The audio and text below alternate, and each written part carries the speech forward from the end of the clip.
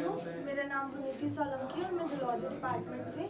आज हम जिस टॉपिक पर डिस्कशन करेंगे वो है हमारा बीएससी सेकेंड ईयर का पेपर थर्ड। इसके पहले भी 2 वीडियो हम डाल चुके हैं जिसमें हमने पेपर फर्स्ट और पेपर सेकेंड के सिलेबस का डिस्कशन किया था। अगर आप ये टॉपिक कवर करते हैं तो आपके एग्जाम में बहुत सारा सिलेबस कवर हो जाएगा और आप बहुत अच्छे मार्क्स गेन करेंगे। तो देखते हैं फर्स्ट यूनिट जो है मेनली जो हमारा पेपर थर्ड है सेकेंड ईयर का वो इकोलॉजी और जैव सांख्यिकी से रिलेटेड है। इकोलॉजी वैसे बहुत इजी सब्जेक्ट होता है, आप आराम से उसे समझ सकते हैं। तो जो पेपर थर्ड की हमारी फर्स्ट यूनिट है उसमें हमें इकोलॉजी का वर्णन करना है। नॉर्मली आप इकोलॉजी का वर्णन कर सकते हैं। इसके अलावा यहाँ जो यूनिट फर्स्ट में इम्पॉर्टेंट है वो है अजैविक घटक। अजैविक घटक जो हमारे वातावरण में बहुत काम आते हैं, कहीं ना कहीं वो पारिस्थितिकी तंत्र को बनाए रखने में बहुत सहायक होते हैं। तो देख सकते हैं यहाँ प्रकाश है, जल है, मृदा है, तापमान है। इनमें से भी सबसे ज़्यादा इम्पॉर्टेंट है प्रकाश और तापमान। ठीक है, पारितंत्र के बारे में भी बताना है और सबसे ज़्यादा फर्स्ट यूनिट में इम्पॉर्टेंट है वो है लिविंग और शेल्फोर्ड का नियम। अगर आप ये कवर करते हैं तो आपके बहुत अच्छे मार्क्स आ जाएंगे। मेनली 5 मार्क्स 10 मार्क्स में बार बार ये लिविंग और शेल्फोर्ड का रूल जो है, लॉ जो है वो बार बार रिपीट होता है, तो आप इसे ज़रूर से ध्यान रखें। यूनिट नंबर सेकंड की बात करें तो ये और ज़्यादा इजी है क्योंकि फूड चेन, फूड वेब और पिरामिड्स, एनर्जी फ्लो ये सब आप 11th-12th में पढ़कर आ चुके हैं। यहाँ बस थोड़ा डिटेल्स है, जैसे फूड चेन है, खाद्य श्रृंखला है, इनके प्रकार आ जाएंगे। यहाँ पर 3 टाइप्स की होती हैं वो बताने हैं। फूड वेब है, इसके बारे में डिटेल है। पिरामिड्स जो होते हैं वो भी 3 टाइप्स के होते हैं, ऊर्जा के, संख्या के और भार के, उनका डिटेल बताना है। एनर्जी फ्लो के मॉडल यहाँ बहुत सारे हैं, आप वो भी बता सकते हैं, ये इम्पॉर्टेंट है। एनर्जी फ्लो वाले जो मॉडल्स हैं ये एग्जाम में पूछेंगे ही पूछेंगे, 10 मार्क्स में तो पूछते ही हैं। ठीक है, इसके अलावा इकोलॉजिकल निके, तो निके आखिरकार होता क्या है मैं इसके बारे में थोड़ा बताना चाहूँगी। ये एक ऐसा आवास है जिसमें 2 आवाज़ आपस में कंबाइंड होते हैं, यानी बॉर्डर लाइन जो होती है, जैसे आपने देखा होगा कि 2 स्टेट की जो बॉर्डर लाइन होती है, वहाँ जो गांव, वहाँ जो कस्बा पाया जा रहा है उसमें दोनों स्टेट जैसे लैंग्वेज का भी होता है, रहन सहन का भी थोड़ा असर दिखाई देता है। तो यहाँ यही बता रहे हैं कि 2 प्राकृतिक आवास जहाँ आपस में टच्ड है, जहाँ बॉर्डर लाइन है, वहाँ जो जंतु पाए जा रहे हैं या वो जो एरिया है वही क्या कहलाता है, इकोलॉजिकल निके। इसके अलावा यूनिट नंबर सेकंड में सबसे इम्पॉर्टेंट है अंतःक्रिया।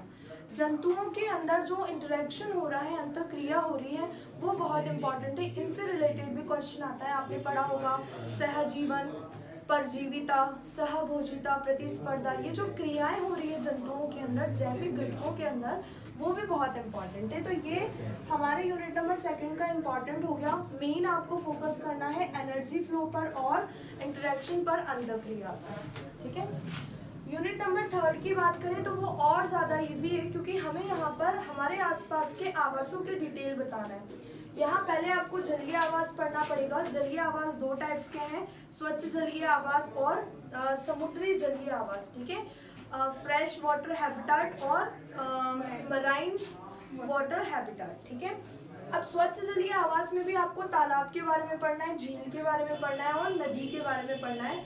अब इनका भी डिटेल बताना है कि भाई यहाँ प्रकाश के क्या क्या स्तर है, तापमान के क्या क्या स्तर है, यहाँ कैसे बायोटा पाए जा रहे हैं, कैसे जंतु हैं, कैसे पादप हैं, उन सब का डिटेल आपको बताना है। सेम समुद्री जलीय आवास, समुद्र के भी आपको अलग अलग स्तर बताने हैं, डीप सी जोन है, ऐसे बहुत सारे उसमें एरिया बनते हैं, उनके बारे में बताना है। प्रकाश के लेयर्स बताने कि भाई प्रकाश कहाँ तक पहुँच रहा है। दाब का बताना है कि किस स्तर पर कितना दाब लगता है, तापमान क्या रहेगा, वो सारी डिटेल आपको बतानी है। इसके बाद स्थलीय आवास जो है उनमें हमको वन के बारे में पढ़ना है और मरुस्थल के बारे में पढ़ना है। वहाँ का वातावरण कैसा है, तापमान कैसा है, कौन कौन से पौधे, कौन कौन से जंतु वहाँ पाए जाते हैं, ये बताना है। तो देखा जाए तो थर्ड यूनिट बहुत ईजी है, आप आराम से इसे कवर कर लेंगे। अगली हम बात करें यूनिट नंबर 4 की, तो ये भी बहुत इजी यूनिट रहने वाली है क्योंकि इसमें प्राकृतिक संसाधन, नेचुरल सोर्सेस के बारे में हमको पढ़ना है जो हमें प्रकृति से मिलता है। तो प्रकृति से हमें वैसे भी काफ़ी कुछ चीज़ें हमें मिली है, वही उन्हीं का डिटेल हमें यहाँ बताना है। इसमें जैव निम्नीकरण और जैव अनिम्नीकरण चीज़ें भी आएंगी, जो मतलब जिनको हम दोबारा उपयोग में ले सकते हैं, जो सीमित है जिनका हम दोबारा उपयोग में नहीं ले सकते, वो जैव अनिम्नीकरण, ठीक है, उनका डिटेल बताना है। इसके अलावा यहाँ इंपॉर्टेंट चीज़ आएगी प्रदूषण। 10 मार्क्स में जो क्वेश्चन है वो डेफिनेटली कोई ना कोई एक प्रदूषण से होगा ही होगा। या तो वायु प्रदूषण का डिटेल पूछेंगे, वो किन कारणों से हो रहा है, रोकने के उपाय क्या है, हम क्या क्या सावधानियां रख सकते हैं, वो हो सकता है। और लास्ट में फिर मृदा प्रदूषण वगैरह है और जल प्रदूषण है, इनका भी डिटेल आपसे पूछेंगे। लास्ट जो हमारी यूनिट नंबर 5 है वो जैव सांख्यिकी की है। 4 यूनिट जो थी वो तो हमारी इकोलॉजी से रिलेटेबल है, लेकिन लास्ट जो यूनिट है वो हमारी जैव सांख्यिकी से रिलेटेड है।